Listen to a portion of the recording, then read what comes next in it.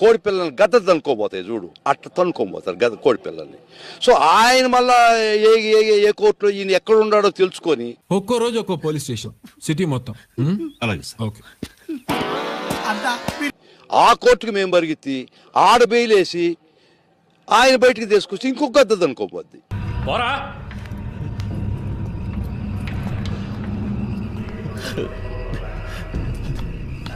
సరే ఇది ఇట్ట పక్కన పెడితే జైల్లో ఉన్నారనుకోండి, పీటీ వారెంట్లు రాష్ట్రం మొత్తం మీద పీటీ వారెంట్ ఇప్పిస్తారు. ఒక పీటీ వారెంట్ ఇప్పిస్తారు ఫస్ట్.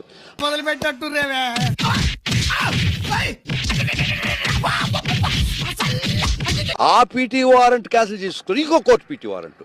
అంటే ఒకసారి మీ చేతుల్లో దొరికితే, ఒకసారి మీరు హింసించదలుచుకుంటే 25 కేసులు మినిమం.